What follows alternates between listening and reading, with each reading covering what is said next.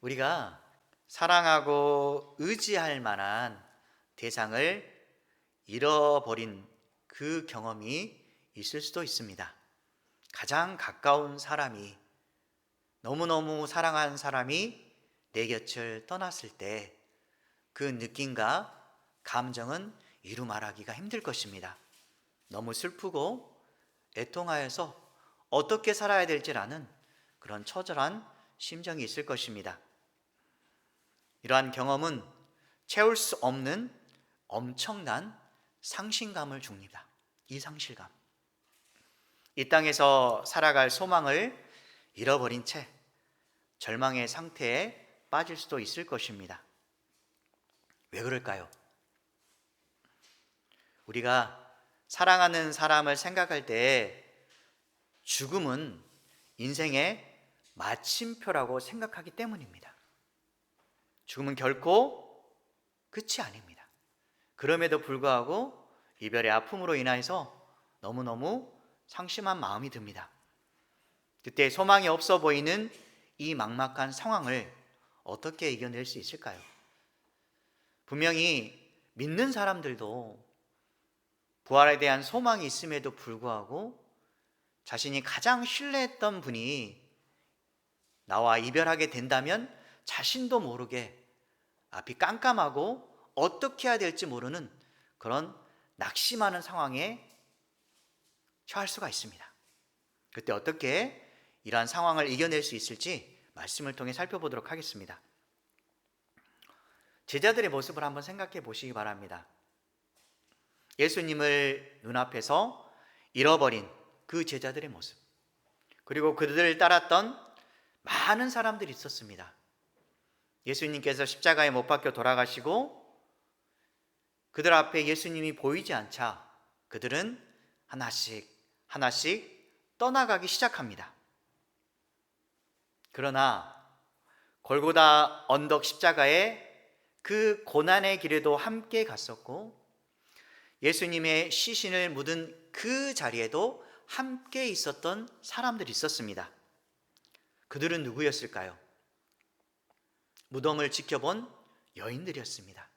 그들은 무덤까지 따라가서 예수님이 계신 그 시신을 확인해 보고 다음날 향품과 그리고 향유를 바르기 위해서 준비하기 시작합니다. 참 그들은 너무너무 대단한 믿음을 가졌던 것 같습니다. 내가 믿었고 따랐던 사람이 떠나면 나도 이제 끝이라고 생각하고 인생의 다른 방향으로 갈 수 있었을 텐데 그들은 끝까지 예수님을 붙잡으려고 살았던 것입니다. 오늘 말씀은 안식 후 첫날, 곧 주일입니다. 이 주일날 새벽에 이 여인들이 준비한 향품을 가지고 무덤으로 갑니다. 사실상 이들에게 있어서 가장 큰 문제거리는 뭐냐면 그 당시에 죽으면 큰 돌로 무덤 입구를 막습니다. 물론 부유한 사람들의 경우에 있어서 굴처럼 만들어서 큰 돌을 막는데 예수님께서는 그를 사랑하는 부유한 사람이 그에 필요한 무덤을 만들고 예수님을 안치해 뒀습니다. 그래서 큰 돌이 그 자리에 있었던 것입니다.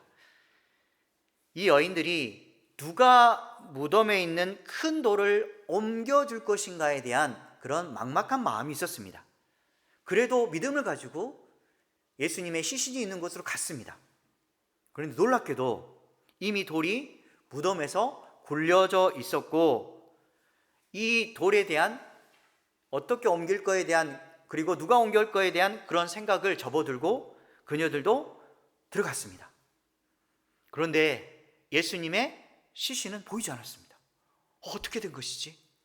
너무너무 놀라웠습니다.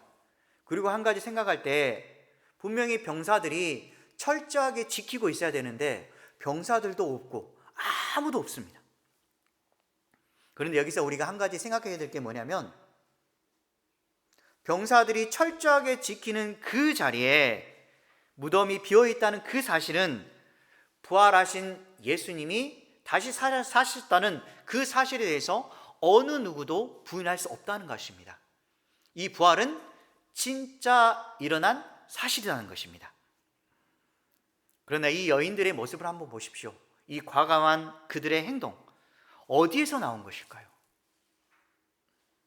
그들은 예수님을 매 순간마다 인정하는 사람들이었습니다.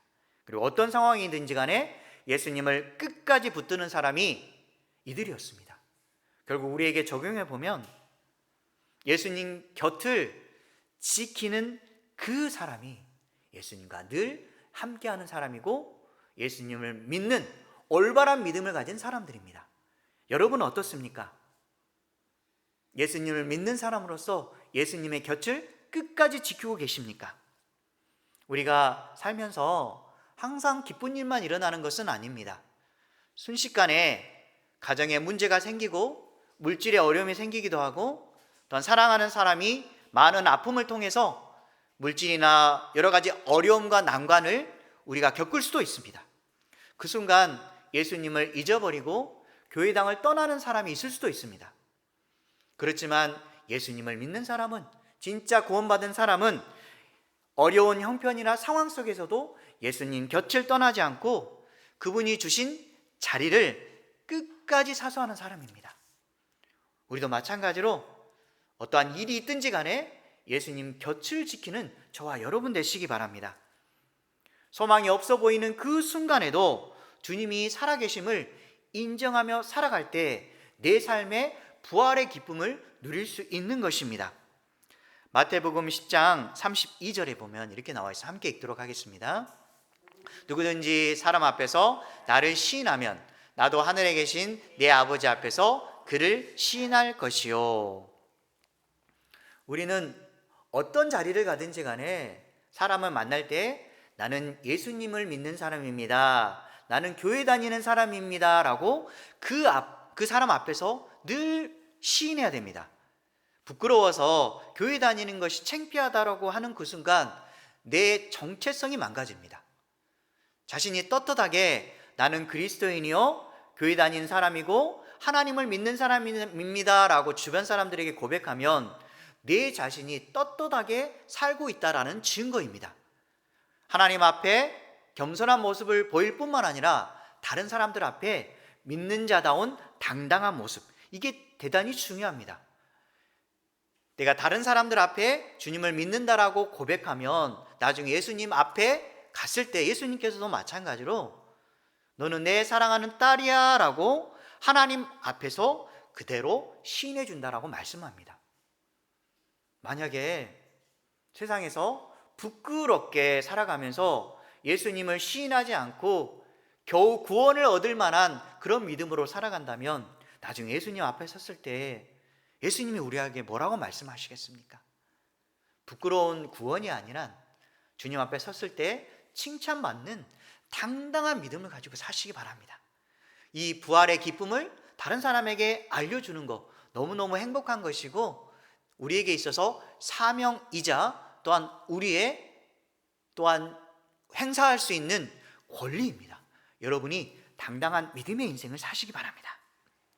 4절에서 7절에 보면 근심에 빠진 여인들에게 두 천사가 나타납니다. 지금 예수님의 시체에 향유를 바르려고 하는데 예수님은 보이지 않습니다. 아무도 나타나 있지 않습니다. 너무 낙심했는데 그때 사람처럼 보이는 두 사람, 이 사람 곧 천사입니다. 이 천사가 곁에 서서 예수님이 부활하셨다는 그 사실을 이 여인들에게 알려줍니다. 그런데 이 여인들은 천사가 말했던 그 사실에 대해서 의아하게 생각합니다. 우리의 믿음도 이렇지 않습니까? 주님께서 이런 일을 행하셨다라고 말하고 말씀으로 나타내 보이는데 진짜 그럴까? 아닐 수도 있는데 이거 우연처럼 생긴 일은 아닐까라고 생각할 때가 참 많습니다. 하지만 우리 인생의 삶의 모든 과정은 믿음을 통해 드러납니다. 우연처럼 보이는 그것도 맞아, 하나님께서 이 일을 하셨어 라고 믿는 그 순간 주님의 믿음의 역사가 나타납니다. 하지만 의심할 때마다 우리에게 있어서 늘 의심이 불신으로 가득 차가 되고 삶에서 이 의심으로 인하여 우리의 믿음이 망가지기도 합니다. 우리는 어떤 일을 진행할 때마다 하나님 우리의 삶을 이끌어 주시고 어떠한 일을 하든지 간에 주님을 따라가는 믿음의 삶이 될 수 있도록 도와주시기를 원합니다. 그리고 이 되어지는 모든 과정이 주님의 손에 의해서 이루어졌다는 사실을 제가 확실히 믿을 수 있도록 도와주십시오 라고 기도한 후에 주님의 일을 진행해 보십시오. 여러분이 주님을 통해서 응답을 받았을 때 이런 말이 중요합니다. 주님께서 하셨습니다. 주님께서 하셨습니다. 사랑하는 자녀에게 주님의 사랑을 나타내 보셔서 참 감사합니다.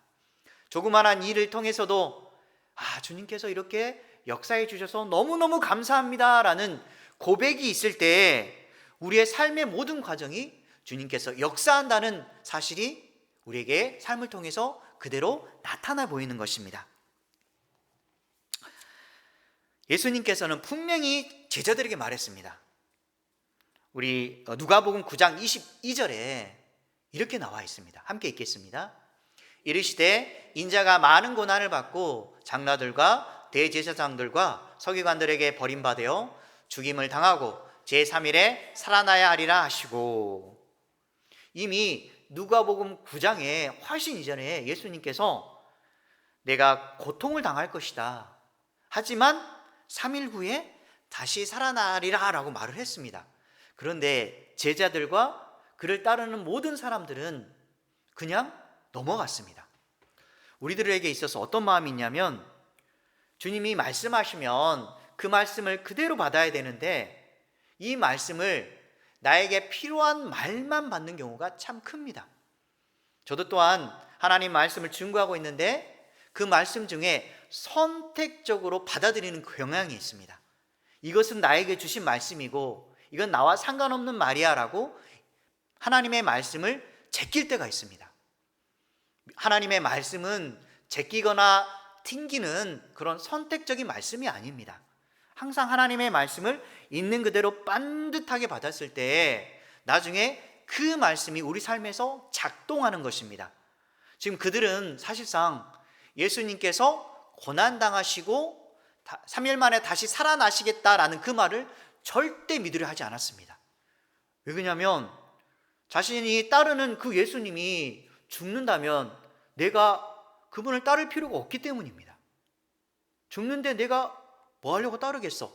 라고 해서 예수님께서 말씀하시는 그것을 그대로 듣지 않았던 것입니다. 예수님께서 우리 삶에서 원하시는 것은 주님의 말씀을 늘 기억하면서 부활의 소식을 그대로 믿기를 바라셨습니다. 그리고 모든 예수님의 말씀 하나하나를 마음판에 새기고 세상에 나가서 그 말씀대로 살기를 주님께서는 원하십니다.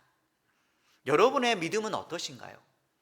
하나님의 말씀을 선택적으로 받아들이고 선택적으로 실천합니까? 결코 이래서는 안 됩니다. 혹시나 삶을 살아가는데 여러 가지 상황이 있을 때 어두운 터널을 지날 때에도 깜깜하고 숨 막히는 그 순간에도 주님의 말씀을 그대로 받으시기 바랍니다. 주님께서 어려운 일을 생길 때마다 너희들은 믿는 자로서 고난과 어려움은 당연한 것이야. 믿는 자에게 따르는 것은 고난이야. 하나님을 믿는 자들에게는 반드시 어려움이 있어. 왜냐하면 세상 사람들이 너희들을 가만두지 않기 때문이야. 사단이 너희들을 시기하여서 어떻게 해서든 교회에서 끌어당겨서 세상으로 자꾸 나가도록 계속해서 인도할 거야. 하지만 너희들은 고난당할 때마다 기뻐해. 왜냐하면 너희들이 믿음의 사람임을 증거하고 있기 때문이야. 이렇게 말씀해 주는 겁니다. 우리의 믿음의 증거는 언제 나타나냐면 어려움을 당할 때 나타납니다. 지금 예수님의 제자들이 예수님께서 죽음을 당한 다음에 다 떠났습니다. 그들의 믿음이 지금 보여지는 것입니다.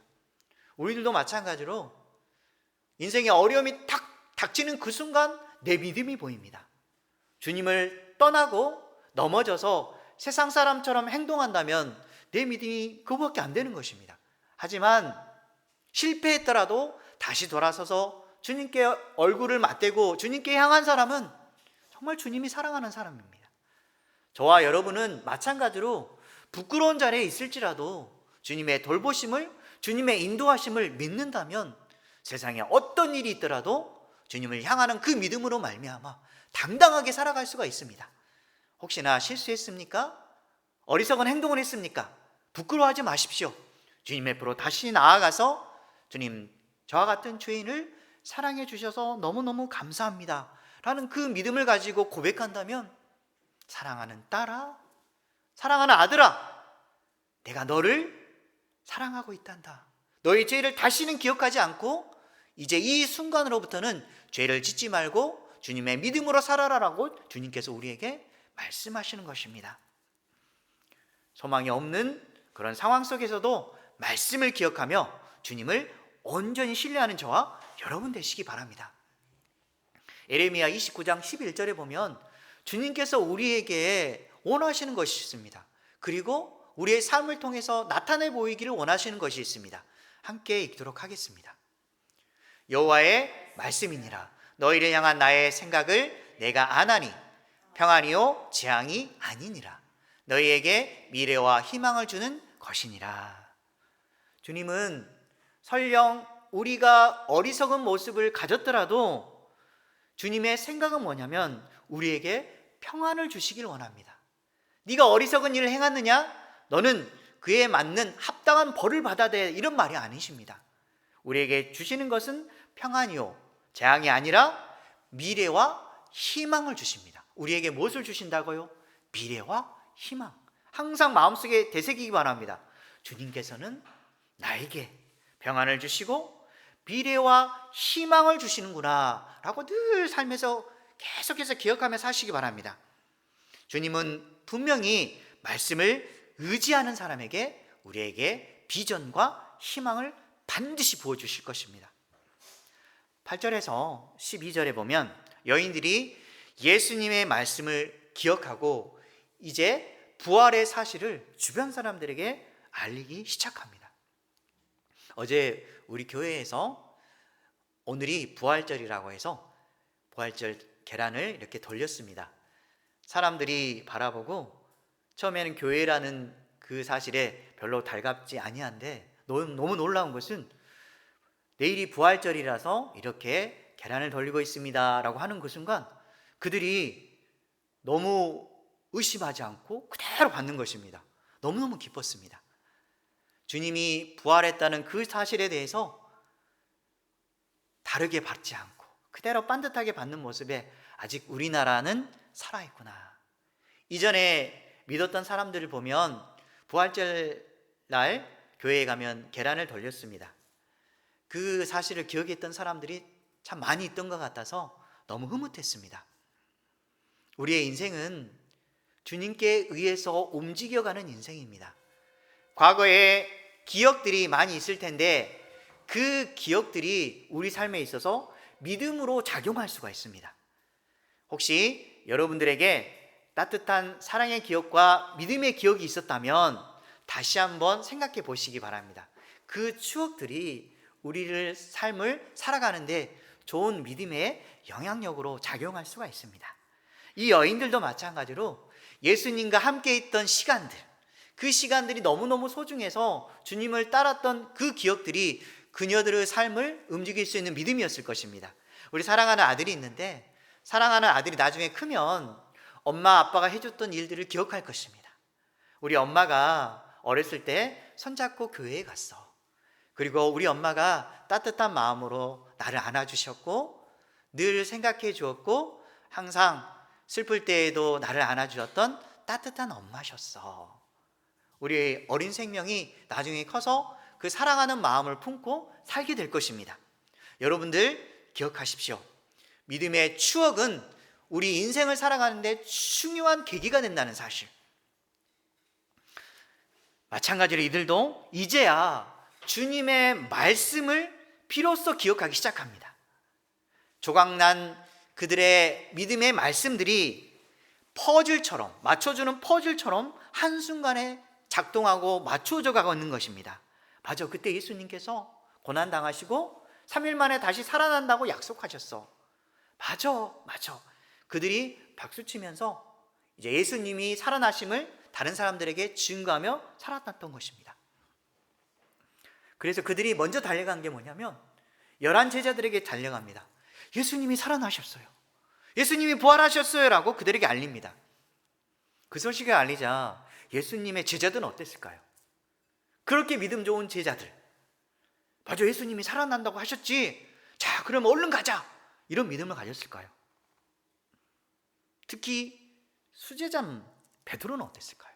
우린 참 궁금합니다. 이렇게 믿음 좋은 사람들, 11 제자들은 여인들이 전해준 말을 즉시 믿지 않습니다. 참 놀랍습니다. 그러면서 허탄한이란 단어가 나오는데, 허탄한이란 뜻이 뭐냐면 난센스라는 의미입니다. 거짓이 많아서 믿업지 않다는 의미인데 왜 그들이 믿지 못했을까요? 그들에게도 무슨 생각이 있냐면 죽으면 모든 것이 끝난다라는 그들의 생각이 사로잡혀 있었습니다. 그들에 대한 절망감이 그들의 눈과 귀를 가렸던 것입니다. 예수님께서 다시 살아나실 것이라는 그 말씀을 그들은 또한 기억하지 못했던 것입니다. 수제자 베드로도 다시 한번 말을 듣고 직접 확인하기 위해서 무덤으로 달려갑니다. 물론 그의 마음속에는 진짜 예수님께서 살아나셨을까? 예수님께서 살아난다고 하셨는데 과연 진짜 살아나셨을까? 정말 그의 마음속에는 여러 가지 생각들이 교차했을 것입니다. 어찌됐든 간에 그는 냉큼 달려가서 확인해 봅니다. 그런데 세마포만 보이고 아무것도 보이지 않습니다. 그냥 그도 마찬가지로 말씀해 보면 놀랍게만 여기고 집으로 돌아갑니다. 제자들의 마음도 마찬가지로 그들에게 있어서 중요한 것은 허탄한 마음으로 돌아섰다는 것입니다.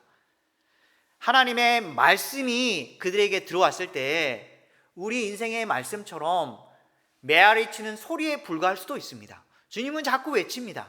내가 살아있어. 너희들 인생을 책임질 거야.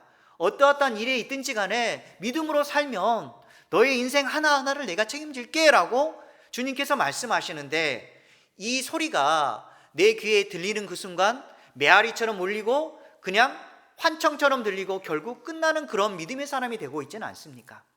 하나님의 말씀이 내 안에 들어왔을 때 내 가슴팍에 팍 새겨지고, 그리고 자나깨나 주님의 말씀이 내 머릿속과 내 마음속을 울리며 살아야 됩니다. 그 말씀이 내 인생에서 울려졌을 때 세상에 나가서도 힘 있는 말씀이 됩니다. 그런데 하나님의 말씀을 의심하고 조금 전에 얘기했던 것처럼 선택적으로 믿는 순간 이 말씀이 내 마음에서 사라지기 시작합니다. 하나님의 말씀은 어떤 능력을 가지고 있을까요? 그 말씀의 능력. 에레미야 23장 29절은 이렇게 합니다. 함께 읽도록 하겠습니다. 여호와의 말씀이니라. 내 말이 불같지 아니하냐? 바위를 쳐서 부서뜨리는 방망이 같지 아니하냐. 하나님의 말씀은 불 같습니다. 엄청나게 세게 임할 수가 있고 바위를 쳐서 부서뜨리는 그런 방망이 같이 임할 수가 있습니다. 여러분이 믿음을 가지고 있다면 믿음의 방망이로 세상의 악한 것들을 무너뜨리기 바랍니다. 어떤 악한 세력이 우리에게 다가와서 우리를 무너뜨리게 할 때 믿음의 방망이로, 하나님의 말씀의 방망이로 쳐서 부서뜨리기 바랍니다. 하나님의 말씀은 살아 역사하는 검이자 방망이입니다. 우리 사랑하는 자녀들에게 믿음의 교육을 할 때 하나님의 말씀으로 잘 양육하시기 바랍니다. 그 말씀이 아이에게 들어가면 세상을 살아가는 데 힘이 됩니다. 친구들과 어려운 관계를 가졌을 때, 그 친구들이 괴롭히고 힘들어할 때 그 아이에게 하나님의 말씀이 들어간다면 너희들이 아무리 말해도 나는 흔들리지 않을 거야. 나는 하나님의 사람이야. 하나님께서 나를 도와주고 있어 라고 그 아이가 세상 친구들에게 고백할 것입니다. 그리고 떳떳하게 믿음으로 살아간다면 어떠한 어려움과 난간도 이길 수 있는 믿음의 자녀가 자꾸 믿음이 생기게 될 것입니다.